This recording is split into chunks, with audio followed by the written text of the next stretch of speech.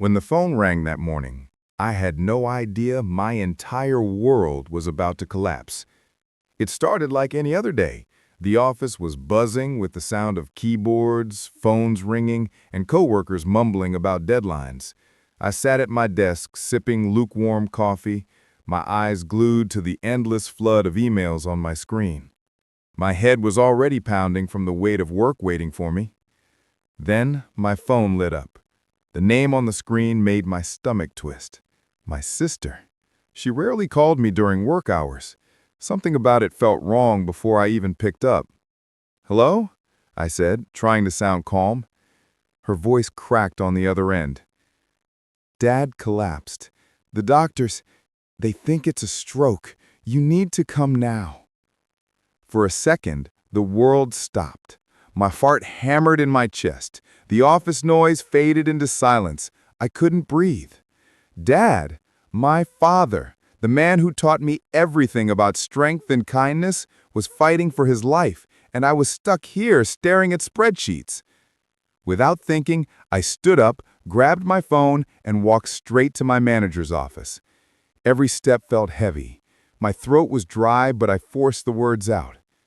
"Sir, I just got a call. My father's in the hospital. They don't know if he'll make it. I need to go be with him."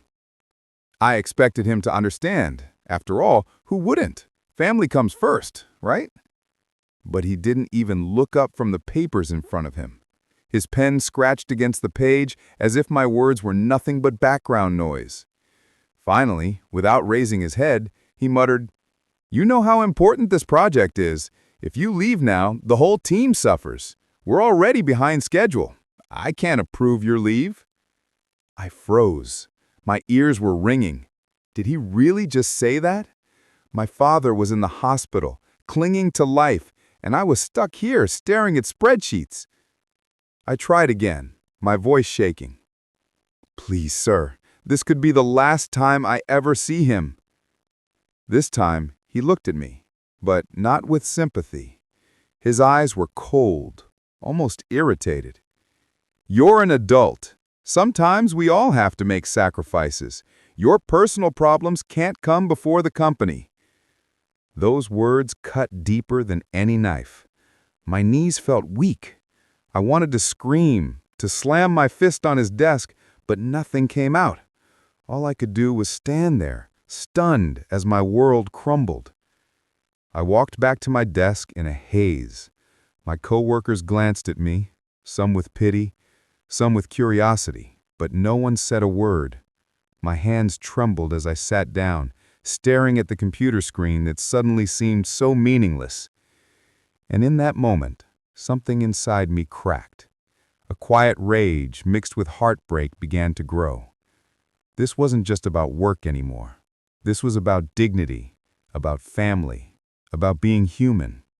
That night, I swore to myself I wouldn't let this injustice slide.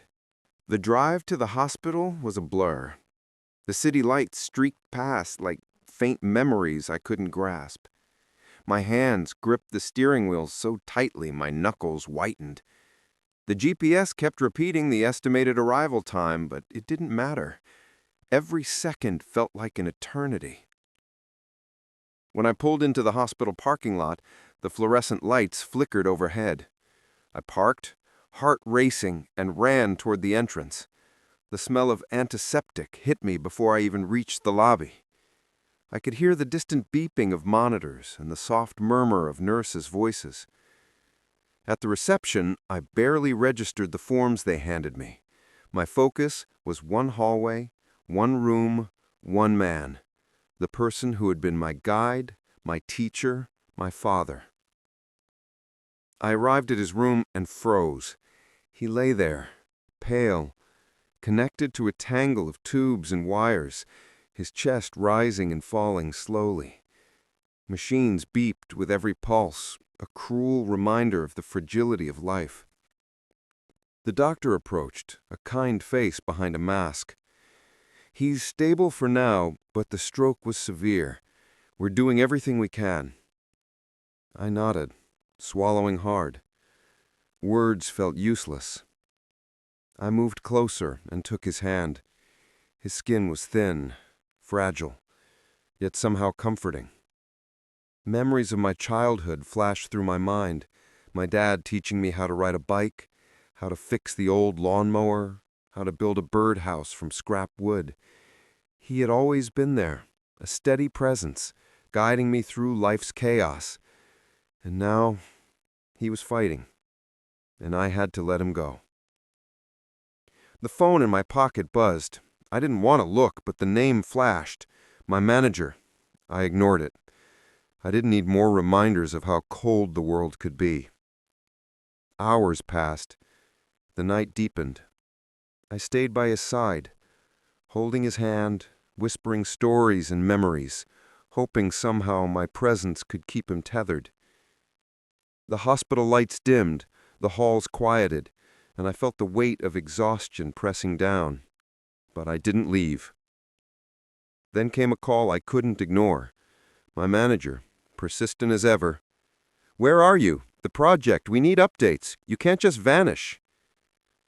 I looked at my father, lying helpless in the bed, struggling to breathe, and suddenly something inside me snapped.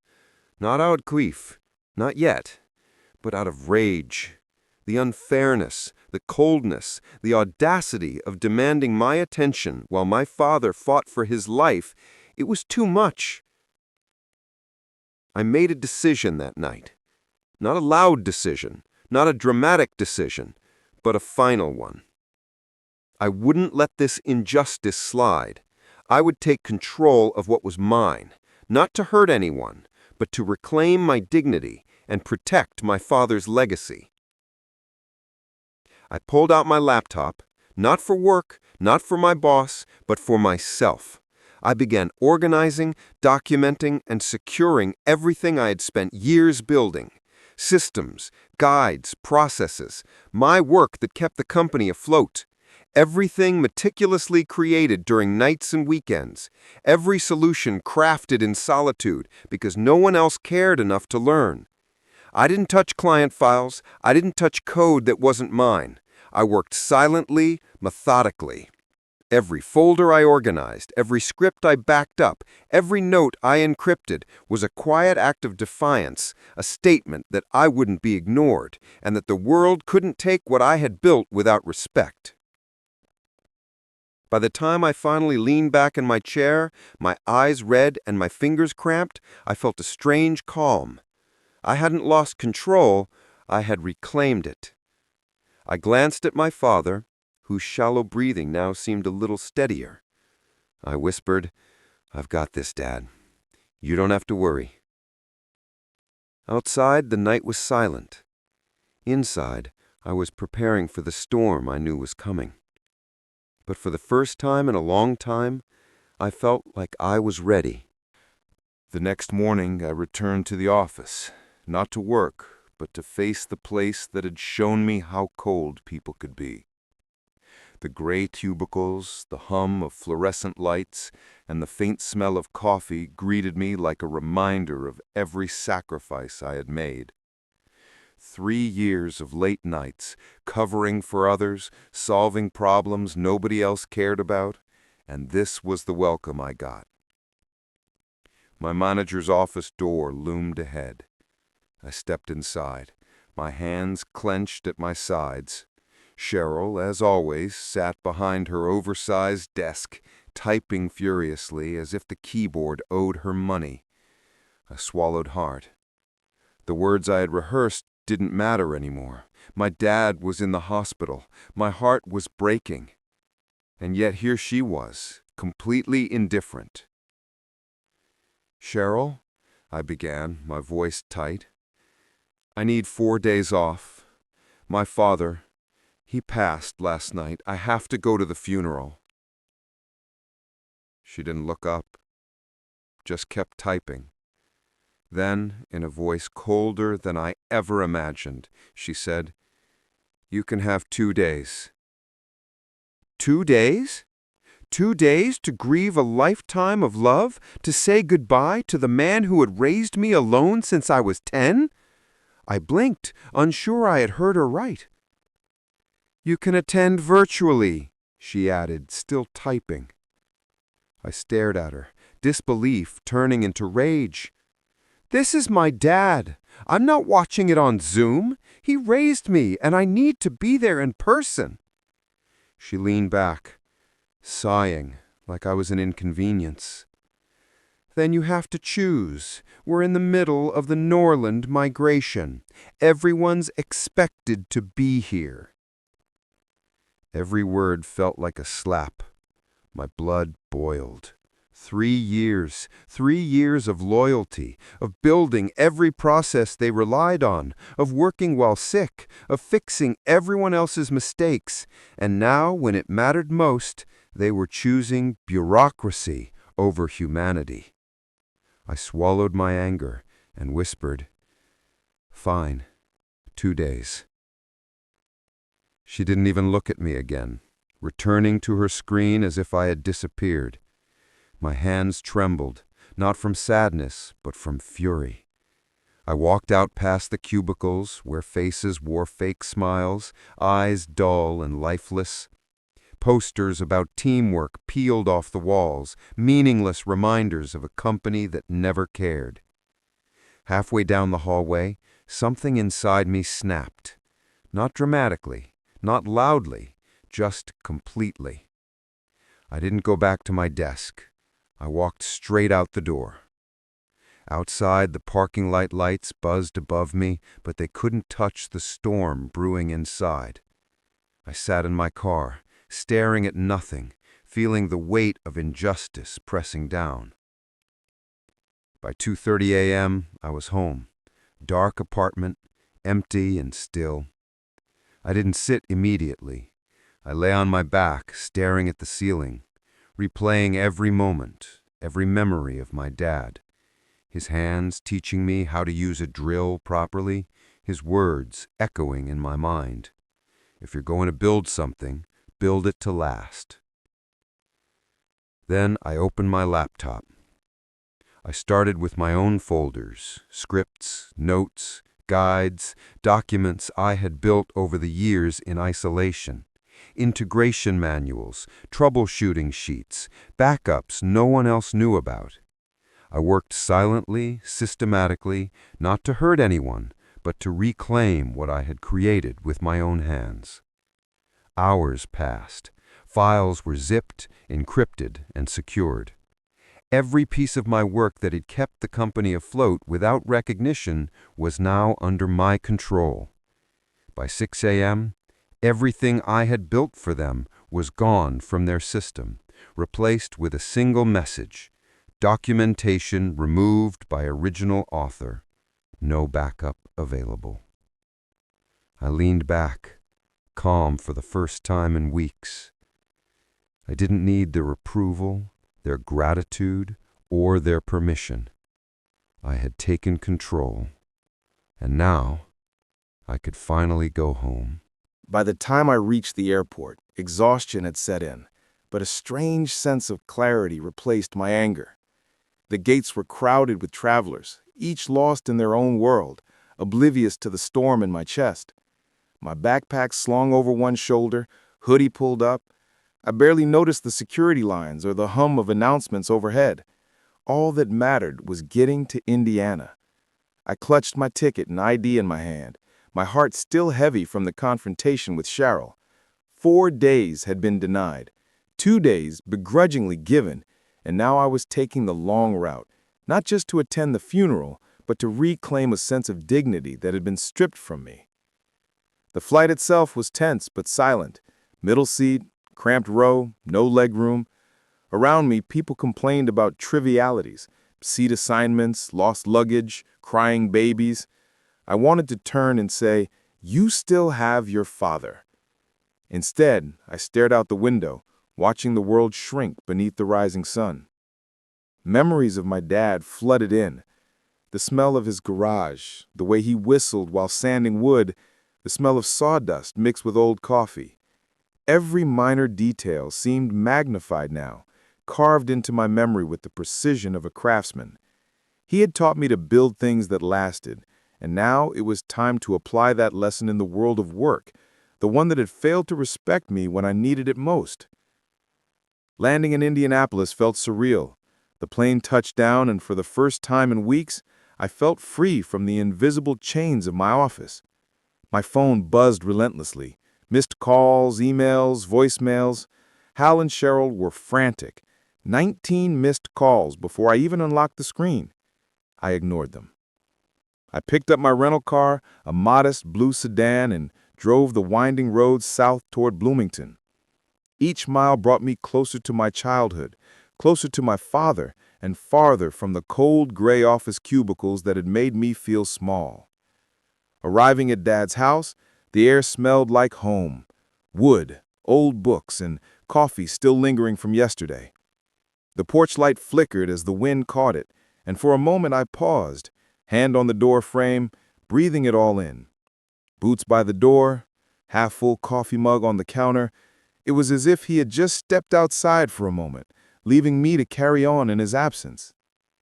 That night, I sat in the garage, the heater humming quietly in the corner. I sifted through drawers filled with tools, clamps, and chisels, and found a small wooden tin packed with baseball cards, the way he had always kept them, rubber-banded in groups.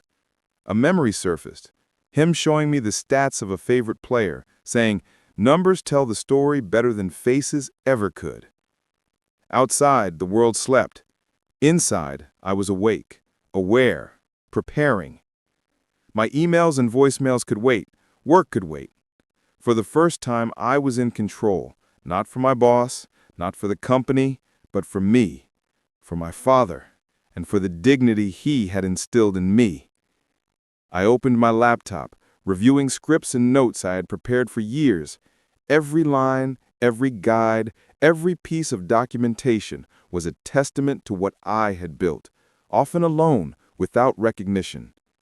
Tonight, I would safeguard it, not destroy it, not give it away, simply protect what was mine, as my father had taught me. If you build something, build it to last. As the night deepened, I realized one thing. The storm with the office had only just begun. But this time, I was ready, calm, and determined. The early morning sunlight spilled into Dad's kitchen, illuminating the half-full coffee mug on the counter. I poured a fresh cup, savoring the warmth and the faint aroma of roasted beans, the kind Dad always brewed. It felt grounding, tethered to normalcy in the midst of chaos. By 6 a.m., I was back at the kitchen table with my laptop open, earbuds in, and a quiet resolve settling over me. The Norland migration was failing without the documentation only I could provide. Hal and Cheryl's frantic emails were piling up, but they were irrelevant for now. This wasn't about deadlines or client satisfaction. This was about reclaiming control over what I had built. I started with the scripts I had written after hours, notes I had painstakingly typed during late nights, weekends, and holidays, because no one else bothered to create proper documentation. Each line was a piece of a system that ran on my effort and expertise. Integration manuals, API call structures, troubleshooting guides, they were all stored in folders on my laptop, each one encrypted and secured. I methodically zipped files, encrypted folders, and double-checked backups. Muscle memory guided my fingers, but my mind drifted to Dad. I could almost hear him in the garage, instructing me on the correct way to hold a power drill, teaching me patience, precision, and persistence. "If you build it, make it last," he'd say, tapping the wood with a calloused hand. By 8:30 a.m., I had ensured that nothing they could use without my consent remained accessible. The shared drives were clean, every last version of the documentation erased, replaced with a single text file reading, "Documentation removed by original author, no backup available." A sense of calm washed over me. This wasn't revenge, it was protection. Protection of my work, my integrity, and the memory of my father, who had taught me to stand up for myself. My phone buzzed incessantly, Calls, messages, emails. Hal and Cheryl were panicking. I ignored them, letting the phone rest silently on the table. The storm I knew would come was inevitable, but I refused to react out of anger. Instead, I focused on precision, clarity, and purpose. At 10 a.m., I drafted my resignation email. 2 short paragraphs. No dramatics, no apologies, no thanks for opportunities I never truly felt. I attached the document, hit send, and leaned back in my chair. It was done. Clean. Final. Then, for a brief moment, I allowed myself to look around Dad's kitchen. The worn table, the chipped Mr. Fix-It mug, the smell of sawdust lingering from his workshop. It felt like home, a refuge from the cold, impersonal world I had just left behind. I realized that control didn't come from titles or paychecks. It came from knowing I had acted in alignment with my values. By noon, I was packed and heading toward the airport. The car ride was quiet. The trees lining the streets of Bloomington swayed gently, leaves rustling in the soft breeze. It was a stark contrast to the chaos awaiting me in the office emails and voicemails. But I welcomed the contrast. It reminded me why I was doing this. During the flight, I stared out the window. Cities shrank beneath me, lights flickering like distant stars. For once, I wasn't consumed by deadlines or office politics. I was focused on family, on grief, and on honor. Dad had given me everything he could: love, guidance, and the tools to stand tall. And I intended to honor that legacy, whatever it cost. By the time the plane touched down in Indiana, I felt ready. Ready to face the memories, ready to honor my father, and ready to face the consequences of reclaiming what was mine. This journey wasn't just about a job or a company. It was about dignity, respect, and standing firm when the world demanded otherwise. By the time I reached Dad's house, the evening shadows had begun to stretch across the yard. The garage door, slightly worn around the edges, welcomed me like an old friend. Stepping inside, I was immediately hit by the familiar scent of sawdust, wood stain, and faint traces of old motor oil. Every tool, every workbench, every nail and screw had a story, my dad's story, and now I was here to reconnect with it. I walked slowly, taking it all in. The bench still bore the scratches of projects past. The clamps hung in neat rows above the counter. Screwdrivers, chisels, and wrenches were lined up as though they were waiting for me. For the first time since the news of my father's passing, I felt a measure of peace. This was a place where the world's demands, emails, meetings, deadlines, didn't exist. I opened the drawers, rifling through old boxes filled with wood scraps, fasteners, and bits of projects Dad had left unfinished. That's when I found it. A small, rough walnut pendant. Half sanded, the hole for a leather cord not yet drilled. I remembered him showing me the design just a month ago, his hand steady as he carved the shape. "It's for you," he had said. "Something to remember that even small pieces can be crafted with care." I sat down on the stool, the pendant in my hand, and pulled out sandpaper. Not meticulously, not with precision, but with steady, deliberate strokes. The act grounded me. Each pass of the sandpaper reminded me of my father's lessons: patience, diligence, and focus. I worked silently, lost in memories of him teaching me how to build, fix, and create, always emphasizing that effort mattered more than perfection. Outside, the world carried on. Cars drove by, distant voices echoed, but inside the garage, There was only me and my memories. I thought about the office, about Cheryl, Hal, and the frantic calls I had ignored. For a moment, I felt a rush of satisfaction, knowing that they were learning the consequences of underestimating me. But more than that, I felt clarity. I realized that control over my life wasn't about proving something to them. It was about reclaiming what my father had given me, a sense of self, skill, and resilience. Hours slipped by unnoticed. The pendant gradually transformed under my hands, smooth and warm, a small testament to my father's influence. I placed it beside the bench, satisfied, but not proud. It wasn't about showing off my skills. It was about honoring his legacy and the lessons he had instilled. By the time night fell, I cleaned up the garage, putting tools back in their places, dusting off surfaces, and leaving everything as it had been, orderly, purposeful, and alive with memory. I glanced at the pendant one last time before heading inside, a subtle smile tugging at my lips.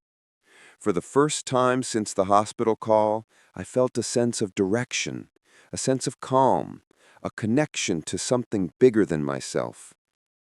That night, I lay in bed thinking about the week ahead, the funeral, the unresolved chaos at the office, and the opportunity to finally step into my own power. I knew the confrontation with Hal and Cheryl was inevitable. I also knew I was no longer afraid of them. They had underestimated me, treated me as replaceable, and in doing so, had shown me exactly why I could never let their judgments define my worth. For the first time, I slept, without the gnawing anxiety of work. The garage, the pendant, and the lessons my father had taught me were my anchors, and tomorrow I would face the world grounded, focused, and unafraid. Thursday morning arrived with a quiet heaviness. I dressed in a wrinkled black button-up, still faintly smelling like Dad's garage, and stepped outside into the crisp Indiana air. The chapel, small and familiar, awaited. It was the same one where we had buried Mom years ago. Stained glass windows filtering the sunlight, creaky pews, and a slightly damp carpet that never seemed to fully dry. People slowly arrived. Neighbors, old friends, and a few distant relatives. None of them were dressed in ostentatious attire. Instead, everyone carried an air of genuine respect. One man, a neighbor, patted my shoulder. "Your dad helped me fix my water heater during a snowstorm. He wouldn't let me pay him." Another chuckled softly. "And he always brought pie in July, no matter what." I nodded quietly, letting their stories wash over me. I didn't speak much, not because I had nothing to say, but because words felt inadequate. Then I saw Mr. Banner, my high school shop teacher. Same thick glasses, same stiff gait. He embraced me firmly. "Your dad never stopped bragging about you," he whispered. "Every time I saw him, it was, 'My kid built that system all by himself.' You were his whole world." My throat tightened, and I nodded. Speech failed me, but gratitude welled in my chest. The service began with simple prayers and a hymn Dad loved.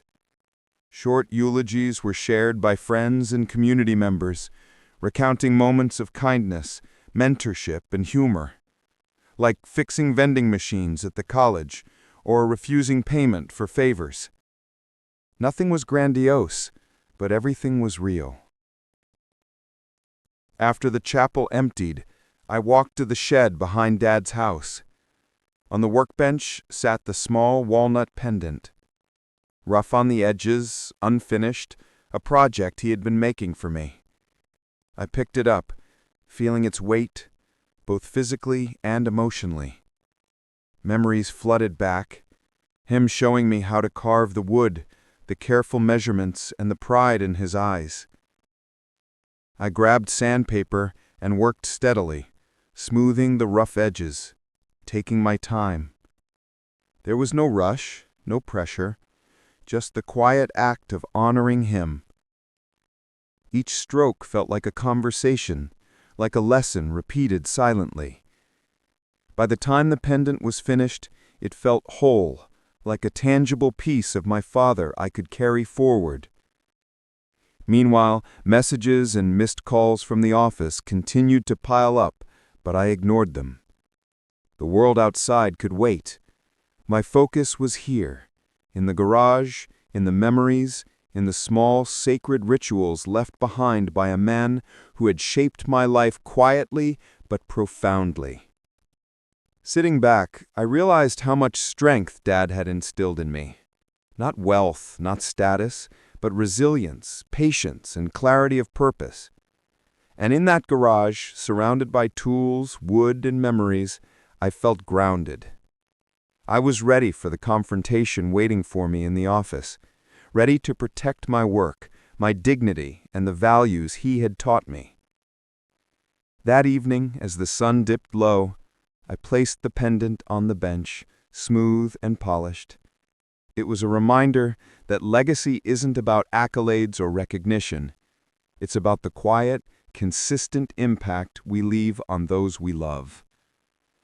Tomorrow, I would step into the office storm armed not with anger, but with the calm certainty that I had earned the right to stand tall. Friday morning came fast. My coffee steamed beside my laptop as I reviewed the emails once more.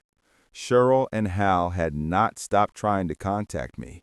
Every subject line carried urgency, frustration, and the kind of panic that comes from realizing someone you underestimated cannot be replaced. But I didn't panic. I had chosen my response carefully. At exactly 9 a.m., I joined the first video call. Hal appeared first, disheveled, eyes red-rimmed, clearly running on too little sleep. Cheryl followed, hair pinned tight, expression taut as if bracing for an argument. The third person, someone from legal, quietly observed, not interrupting but taking meticulous notes. Hal began. "We understand this is a difficult time, but we need access to your documentation immediately. The Norland migration is at risk." I leaned back, taking a sip of coffee. Calm, measured. "I'm not rejoining the team," I said clearly. "I will, however, consult and guide your team to complete the migration." Cheryl's eyes narrowed, disbelief and anger mingling on her face. "Consult? That sounds like extortion." I shrugged. "Supply and demand. You need my work, you need me, you'll pay for the guidance, or your project fails. That's your choice."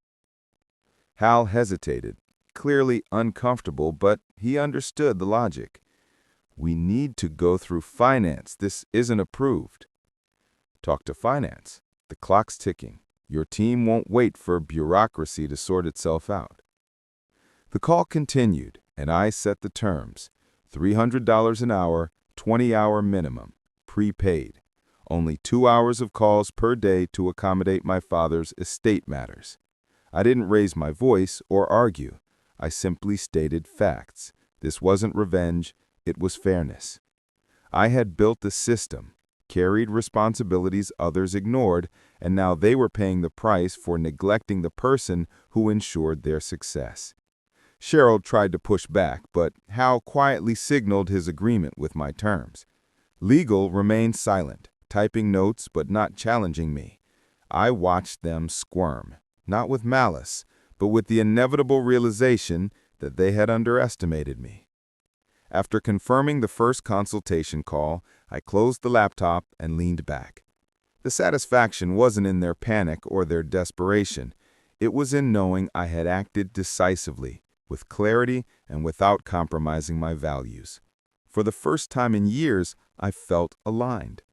Every late night, every extra hour, every piece of documentation I had painstakingly created now had tangible worth, and they had to recognize it. I spent the rest of the day in the garage, sanding Dad's pendant to perfection. Every stroke of the sandpaper mirrored my inner resolve. His lessons about persistence, precision, and patience guided me as much in this moment as they had when he was alive. That night, I reflected on the calls, the panic in their emails, and the quiet power of preparation. They had assumed I was replaceable. They were learning slowly that I was not. But I wasn't gloating. I was simply calm, purposeful, and focused on what truly mattered, honoring my father's legacy while asserting my own value. As I prepared for the next consultation, I realized the lesson was bigger than work or money. It was about self-respect, about standing firm when others fail to appreciate you, and about choosing clarity over chaos. Dad had always said, you can't control how others act, but you can control how you respond. Today, I responded with precision, patience, and purpose. Monday arrived, but unlike the previous weeks, I wasn't heading back to the office. Instead, I sat at Dad's kitchen table, coffee in hand, laptop open, earbuds in. The Norland team awaited my guidance for the first official consultation. The room was quiet, almost reverent in its own way. For the first time, I felt in control, not just of the work, but of the situation itself. At 9 a.m., the call began. Hal, Cheryl, and the rest of their team appeared on screen. Their expressions were a mix of exhaustion and desperation. Hal's tie was crooked, his eyes weary. Cheryl's jaw was tight, her voice clipped. But she had no room to argue. They had agreed to my terms, and now they were seeing the consequences of neglecting me for so long. I shared my screen and walked them through everything, step by step. Broken API calls, failed scripts, misconfigured reports, all the silent disasters that had been piling up under their watch. No shortcuts, no softening the truth. Every failure was documented, explained, and clarified. Questions came fast and furious, but I answered each one with precision. They typed furiously, scribbling notes, trying to catch up to a system they had taken for granted. At one point, Hal asked if we could skip the background explanation and just focus on fixes. I shook my head. No, you're paying for clarity. You'll get clarity, not shortcuts. Silence followed. The power in that moment wasn't mine to wield in anger. It was the natural result of preparation and expertise. They were realizing, painfully, that I had been indispensable, and they had ignored it. Hours passed, and the team worked alongside my guidance. Step by step, broken processes began to mend. Reports that once pulled incorrect data now ran as intended. The Norland migration started to stabilize. By the halfway point, they stopped arguing and simply listened, followed instructions, and absorbed what I was teaching. The chaos of their prior negligence had finally met with the order I had built over years. After the call ended, Hal and Cheryl lingered on the screen. Hal spoke first, voice low and weary. "We appreciate your help. This was necessary." Cheryl nodded in agreement, a hint of reluctance softening her rigid posture. I didn't respond with warmth or gratitude. I simply acknowledged the statement and reminded them of the next consultation, scheduled under my terms. Then the final lesson of the day hit me. Not in an email, not on the call, but in quiet reflection. I had reclaimed control, enforced respect, and done so without losing my integrity. Dad's words echoed in my mind. The measure of a person isn't in what they take, but in how they stand when it matters. I had stood, not with vengeance, but with purpose. Later that evening, I returned to the garage, the familiar smell grounding me once again. The pendant, now smooth and polished, sat on the bench. I picked it up, turning it over in my hand, feeling its weight and balance. It wasn't just a piece of wood. It was a reminder that patience, preparation, and integrity always carry value. Sometimes the strongest moves aren't about confrontation. They're about showing up, prepared, and letting others face the consequences of their actions. As I set the pendant back down, I felt calm, resolute, and ready. The final confrontation with the office might still be coming, but whatever happened, I knew I had reclaimed my life, my work, and my dignity. And for the first time in a long time, it felt like I was exactly where I was meant to be. Tuesday afternoon, the final consultation call began. No greetings, no small talk, just faces on the screen, staring at me as if they had walked into a storm they couldn't control. Hal looked worn down, hair uncombed, tie loose. Cheryl's jaw was tight, lips pressed into a line. Even legal, quiet all this time, seemed tense. The Norland team reported that their latest demo had failed badly. They were frustrated, and rightfully so. Every error I had flagged months ago had been ignored, patched with temporary fixes, or left unresolved. Now the consequences were unavoidable. I shared my screen, walking them through every detail: broken scripts, misconfigured reports, API links failing mid-run, data synchronization issues, and reports pulling the wrong figures month after month. My tone was calm, professional, unwavering. I didn't sugarcoat, I didn't apologize, and I didn't rush. Each error was explained, every question answered. They typed furiously, following my guidance like students trying to rebuild a machine mid-flight. Hal tried to cut corners. "Can we skip this part?" he asked. I shook my head. "No shortcuts. You're paying for clarity, and clarity is what you'll get." Silence. That one sentence carried the weight of years of neglect and underestimation. 2 hours later, the session ended. The Norland team was exhausted but functional. They were now reliant on my guidance, my expertise, and the systems I had built from scratch. Hal and Cheryl remained on screen, visibly shaken by the reality that they had underestimated me. Then Hal spoke, hesitantly. "We've been talking internally, and we'd like to make you an offer. Director level, remote position, full team reporting to you, 50% raise." Cheryl jumped in before he could finish. "You'd oversee executive planning, everything." I looked at them calmly. "You're not offering this because I earned it. You're offering it because you're afraid, because you finally realized I'm indispensable." Silence hung over the call. Their desperation was clear, and yet I felt no rush to respond. "I'm done," I said. "I'm not interested. It's not about money or title. It's about respect, and you've already lost the chance to show it. You wanted to see my value? You did. Now you've seen it in full."